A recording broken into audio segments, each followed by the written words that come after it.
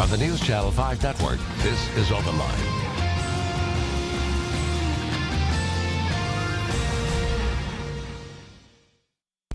Hello, everyone. Welcome to OpenLine. Good show tonight. We are talking about, and we want to get a better understanding of ISIS, really separate fact from fiction.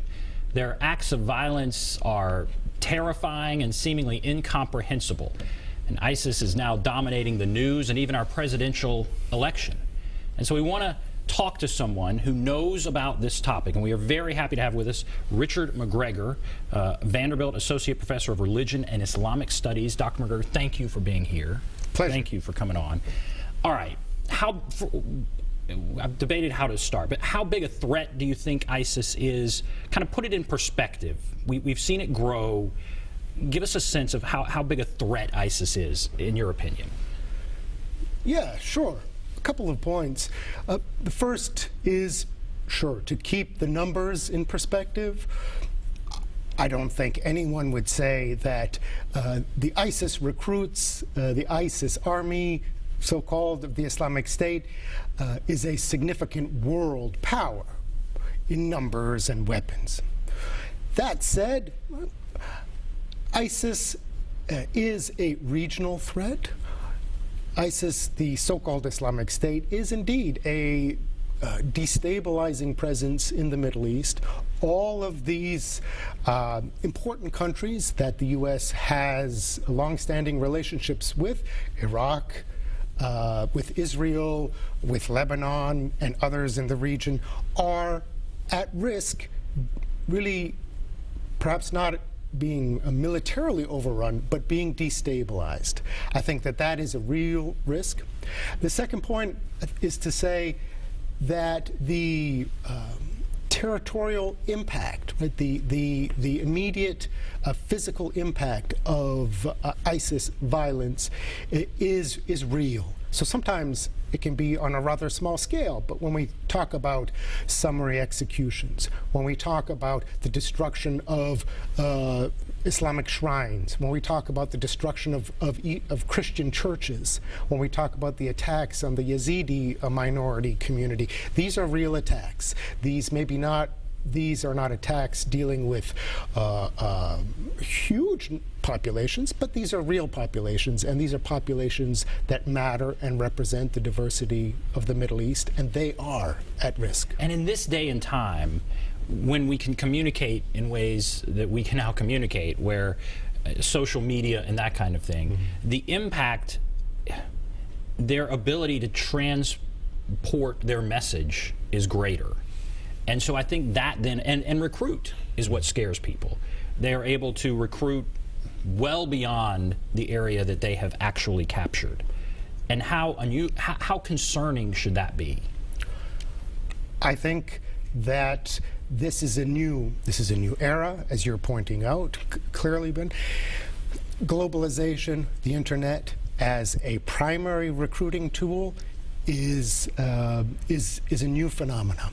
So as we here in the U.S., our allies in Europe and the Middle East move to sort of put the gloves on and really deal with ISIS, we're going to have to update our fighting techniques, and it's going to include cyberspace, and we are apparently catching up on that technology and those procedures and those strategies, but it has been a game of catch-up. Very important to point out, yes, the international reach recruiting for ISIS. At the same time, though, a substantial component of the ISIS recruits are what we might call disgruntled former military people who have been displaced, especially in Iraq, when the military was disbanded in a messy, perhaps short-sighted way. Many soldiers, military types were sort of given their pink slips and sent packing, and have yet to sort of find their place in Iraq,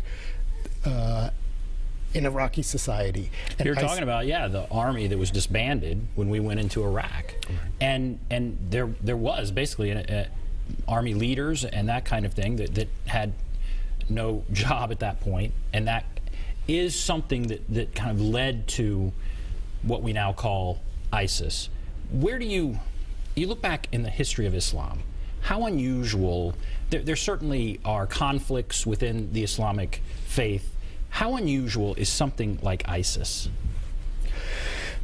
I think that's an important question to ask, and Muslims themselves have been asking this question here in the West, certainly throughout the Islamic world. This conversation and this question has been raised.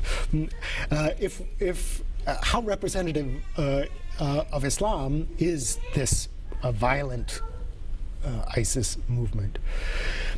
A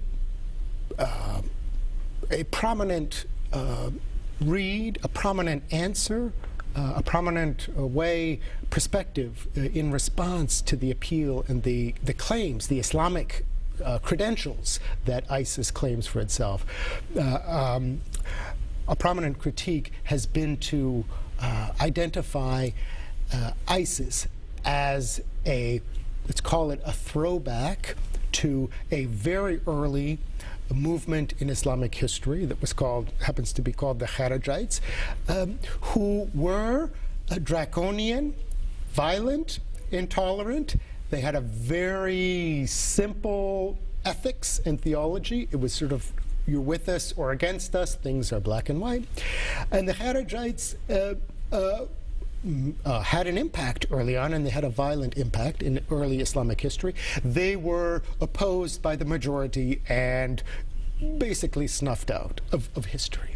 So now, today, in the light of the rise of ISIS, the criticism, I think the most stinging criticism from the majority Muslim perspective against ISIS is to say what ISIS is at heart is a revival of this ghost, of this Islamic ghost, this early, very violent movement that was rejected by the Islamic tradition, but it's been revived just by chance and just by circumstance. So there is an Islamic story as to what are the roots and who are these Muslims. Right? This is a Muslim movement, but it is an extreme Muslim movement, and it is a movement that the majority of the tradition and majority of Muslim population certainly see as very peripheral. So in history, it was done away with. Now we have something similar today. Look into the future as best you can. Do you see it continuing to grow? Do you see with social media and the new things that we have as far as technology today that there are new opportunities for this violent movement to grow, or do you see it being contained and this being a more short-term sort of threat, issue, concern? There is a peculiar status to the so-called Islamic State, to ISIS, and we might characterize that peculiar status by pointing to its apocalyptic discourse. ISIS is not a state among states. That is to say, our modern, the global conception of what is a country, what is a nation state, what is a modern state, is rejected categorically by ISIS ideology. What this means is the self-conception of the so-called Islamic State is one in which ISIS and the Islamic State can never be in stasis. It can never be a state among other states. It can never negotiate with other nation states around it. This is an ideological position. It has this sort of open-ended, apocalyptic conception of itself as being on this utopian mission to overcome all obstacles and to take the world to its utopian future. Using all means of violence, just horrific violence, and justifying it with their faith. Justifying it in Islamic terms, yes. Again, just to put a bit of perspective on it, in every other perspective, Muslim perspective on Islamic law, the vast majority of these violent acts are in complete, flagrant violation of any definition of Islamic law. Ironically, perhaps, if other Muslim countries were to go into the so-called Islamic State, the vast majority of these fighters would be persecuted and convicted and punished under any version under Islamic law.